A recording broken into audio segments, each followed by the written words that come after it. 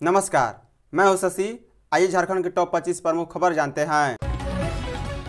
मैया सम्मान योजना का राज्य स्तरीय कार्यक्रम 6 जनवरी को। मुख्यमंत्री मैया सम्मान योजना का राज्य स्तरीय कार्यक्रम 6 जनवरी को रांची के नामकुम स्थित आर्मी ग्राउंड में होगा। रांची डीसी मंजूनाथ बयंत्री ने गुरुवार को नामकुम के खोजा टोली स्थित कार्यक्रम स्थल पहुंचकर तैयारियों का जायजा लिया।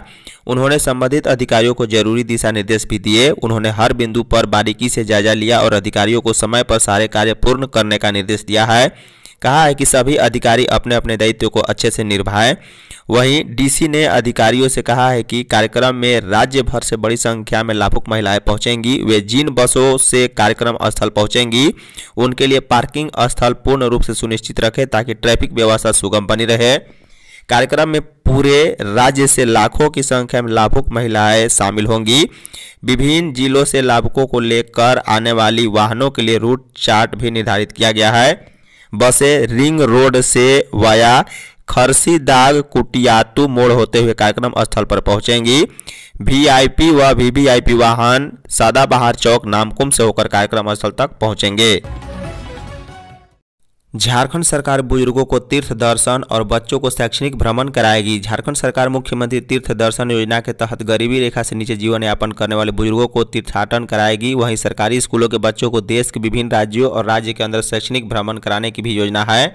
योजना को लेकर राज्य सरकार ने रेलवे से भी संपर्क किया है। बुजुर्गों के तीर्थ दर्शन की योजना पर्यटन, कला, संस्कृति एवं खेलकूद विभाग की ओर से तैयार की जा रही है, जबकि विद्यार्थियों के शैक्षणिक भ्रमण की योजना पर उपायुक्त कार्यालय के स्तर से काम हो रहा है। मिली जानकारी के अनुसार तीर्थ दर्शन और शैक्षणिक भ्रमण की योजना के लिए जनवरी से फरवरी के बीच की अवधि तय की गई है। रेलवे के अधिकारी ने बताया है कि योजना को लेकर राज्य सरकार ने पूर्व में IRCTC के साथ MOU किया था। फरवरी में बुजुर्गों को तीर्थ यात्रा कराने की योजना है। मुख्यमंत्री तीर्थ दर्शन योजना के तहत 3 ट्रेनें चलाई जाएगी। बुजुर्गों को मथुरा और वृंदावन समेत अन्य जगहों का तीर्थाटन कराया जाएगा। रांची के सीओ 37,000 रिश्वत लेते रंगे हाथ गिरफ्तार। भ्रष्टाचार निरोधक ब्यूरो की टीम ने शहर अंचल अधिकारी मुंशी राम को 37,000 रुपये रिश्वत लेते हुए रंगे हाथ गिरफ्तार किया है। गिरफ्तारी के बाद एसीबी की टीम ने उनकी निशानदेही पर मोराबादी स्थित पुष्पांजलि अपार्टमेंट स्थित उनके फ्लैट में भी छापेमारी की है। यहां से तलाशी के दौरान एसीबी ने 11.42 लाख रुपए भी बरामद किए हैं। उन्होंने रिश्वत के रुपए जमीन का सीमांकन कराने के एवज में लिए थे। यह जानकारी गुरुवार को एसीबी में आयोजित प्रेस वार्ता में डीजीपी सह एसीबी के डीजी अनुराग गुप्ता ने दी है। उन्होंने बताया है कि एक व्यक्ति के पत्नी के नाम पर 3 कट्ठा 8 छटाक जमीन चुटिया के सिमरटोली मौजा स्थित सरदार गली भट्टी टोली में है।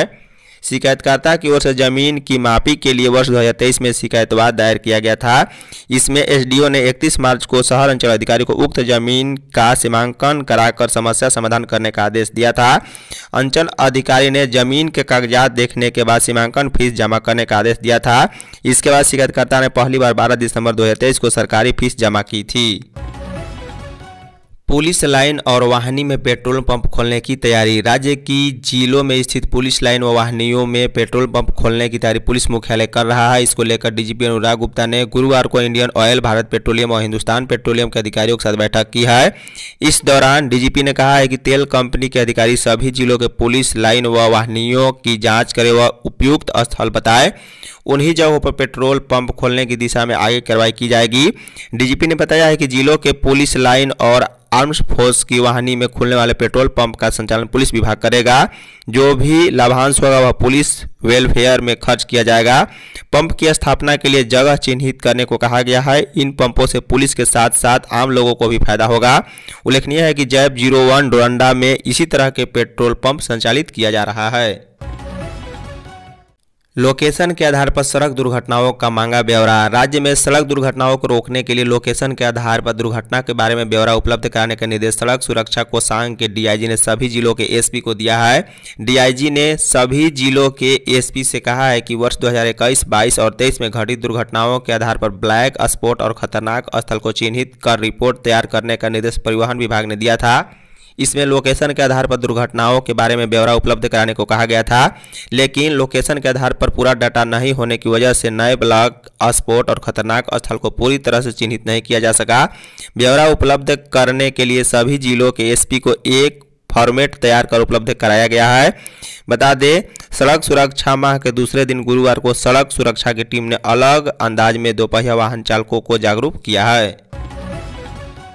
पलामू में फर्जी एसडीएम बन बीडीओ से मांगे 3 लाख रुपए। पलामू जिले के लेस्लीगंज के बीडीओ से एक युवक द्वारा फर्जी एसडीएम बनकर पैसे मांगने का मामला सामने आया है। युवक ने बीडीओ से 3 लाख रुपए की मांग की है। उसने थाना प्रभारी को भी धमकाया है। पुलिस ने जब पूरे मामले की जांच शुरू की तो पता चला है कि युवक मानसिक रूप से थोड़ा विक्षिप्त है और पत्नी से झगड़ा करने के बाद पिछले 15 दिनों से घर नहीं गया है। दरअसल गुरुवार को पलामू के लेस्लीगंज ब्लॉक के बीडीओ को एक अनजान नंबर से फोन गया। फोन करने वाले व्यक्ति ने खुद को एसडीएम बताते हुए बीडीओ से 3 लाख रुपए की मांग की। बीडीओ ने पूरे मामले की जानकारी लेस्लीगंज थाना को दी। इधर लेस्लीगंज थाना प्रभारी राजू कुमार गुप्ता को भी एक अनजान नंबर से फोन आया। फोन करने वाले व्यक्ति ने खुद को आरडीएम बताया और एसपी का नंबर मांगा। वहीं थाना प्रभारी ने पूछा है कि आरडीएम कौन सा पद है, तो फोन करने वाले व्यक्ति ने कहा है कि आपको नहीं पता आरडीएम क्या होता, कॉल रिकॉर्डिंग में है, एसपी का नंबर दीजिए। बाद में उस व्यक्ति ने फोन काट दिया है। शराब बिक्री में अनियमितता को लेकर टास्क फोर्स का गठन। राज्य में शराब की बिक्री में हो रही अनियमितता को देखते हुए टास्क फोर्स का गठन किया गया है। ये टास्क फोर्स कहीं भी कभी भी जांच कर सकती है। उत्पाद मंत्री योगेंद्र प्रसाद ने गुरुवार को देसी शराब उत्पादों के साथ हुई बैठक के बाद मीडिया से बातचीत कर रहे थे। उन्होंने कहा है कि राज्य में 8 देसी शराब उत्पाद की फैक्ट्री है। इसमें लंबे समय से उत्पादन बाधित है, राजस्व का भी नुकसान हो रहा है। वर्ष 2020-21 में 25,65,850 पेटी देसी शराब की बिक्री हुई। वहीं 2022-23 में 6,95,306 पेटी की बिक्री हुई है। वहीं 2023-24 में 3,24,211 पेटी की बिक्री हुई। निश्चित रूप से शराब की बिक्री में गिरावट आई है। इससे रोजगार सृजन में भी कमी आई है। उन्होंने देसी शराब उत्पादकों से कहा है कि इस खपत को पूरे करें, नहीं तो दूसरे राज्यों से देसी शराब का आयात किया जाएगा। कैमरून में फंसे सभी 47 श्रमिकों को सुरक्षित झारखंड वापसी। मुख्यमंत्री के निर्देश पर कैमरून में फंसे झारखंड के श्रमिकों की सुरक्षित वापसी सुनिश्चित हो रही है। इस क्रम में एक बार फिर गुरुवार को 27 श्रमिकों की सुरक्षित वापसी हुई है।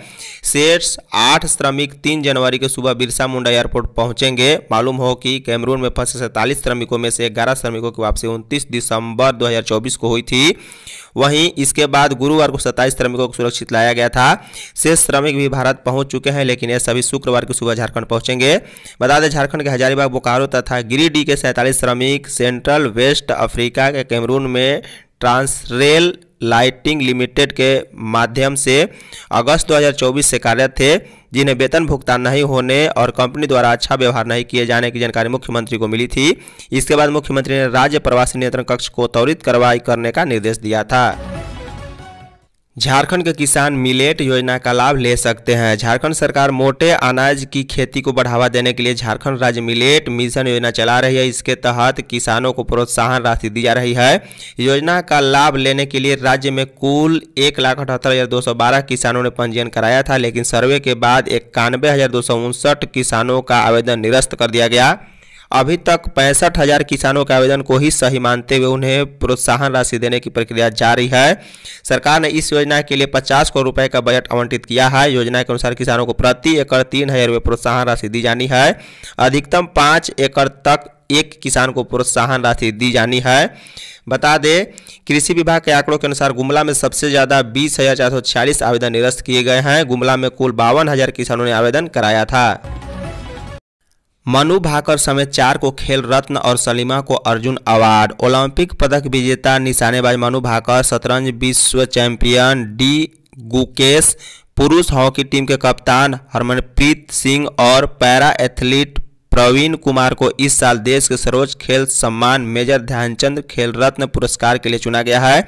वहीं सिमडेगा की बेटी सलीमा टेटे समेत 32 को अर्जुन पुरस्कार मिलेगा। इसमें सर्वाधिक 17 पैरा एथलेटिक हैं। वहीं विजेताओं को 17 जनवरी को राष्ट्रपति द्रौपदी मुर्मू पुरस्कार प्रदान करेंगी। बता दें, हरियाणा के फरीदाबाद की 22 वर्षीय मनु एक ओलंपिक में 2 पदक जीतने वाली स्वतंत्र भारत की पहली खिलाड़ी बनी थी। पेरिस ओलंपिक में 10 मीटर एयर पिस्टल व्यक्तिगत और मिश्रित में कांस्य जीता था। पेरिस में ही हॉकी में हरमनप्रीत सिंह की कप्तानी में भारत ने लगातार दूसरे ओलंपिक में पदक जीता। कांके का पारा 7 दिन में 7 डिग्री गिरा। सर्द हवाओं की वजह से रांची समेत राज्य भर में पिछले एक सप्ताह के दौरान 7 डिग्री तक पारा नीचे गिरा है। इससे कनकनी और बढ़ गई है। 25 दिसंबर को रांची का न्यूनतम पारा 13.7 डिग्री था, जो कि 2 जनवरी को 6.6 पर पहुंच गया है। वहीं 25 दिसंबर को गुमला का न्यूनतम पारा 12.8 था, जो कि जनवरी 2 को 5.2 डिग्री पर आ गया है। वहीं गुरुवार को कांके का न्यूनतम पारा 4.4 डिग्री जबकि मैक्लुस्कीगंज का 6 डिग्री दर्ज किया गया। मौसम विभाग के अनुसार राज्य में अगले 2 दिनों तक ठंड का यही मिजाज बरकरार रहेगा। वहीं 5 जनवरी के बाद न्यूनतम तापमान में वृद्धि के आसार हैं। इसके बाद थोड़ी राहत की उम्मीद है। झारखंड में उत्तर पश्चिम दिशा से आ रही सर्द बर्फीली हवा के कारण ठंड में लगातार वृद्धि जारी है। लक्ष्य प्राप्ति के साथ रिकॉर्ड धान खरीद की ओर बढ़ रहा झारखंड। धान खरीद की शुरुआत 15 दिसंबर को हुई थी। 25 दिसंबर को छोड़कर शुरुआत की तिथि से गुरुवार शाम 6 बजे तक हर दिन धान की खरीद हुई है। खाद्य सार्वजनिक वितरण एवं उपभोक्ता मामले विभाग के ई उपार्जन पोर्टल पर शाम 6 बजे तक 6.49 लाख क्विंटल धान की खरीद हो चुकी है। यह आंकड़ा पिछले 18 दिनों का है। अगर इन 18 दिनों के खरीद का औसत देखें तो यह प्रतिदिन का आंकड़ा 36,000 क्विंटल से पार कर गया है। अगर इसी स्थिति से धान की खरीद होती रही तो यह आंकड़ा 31 मई तक तय लक्ष्य 60 लाख क्विंटल की खरीद को पार कर जाएगा।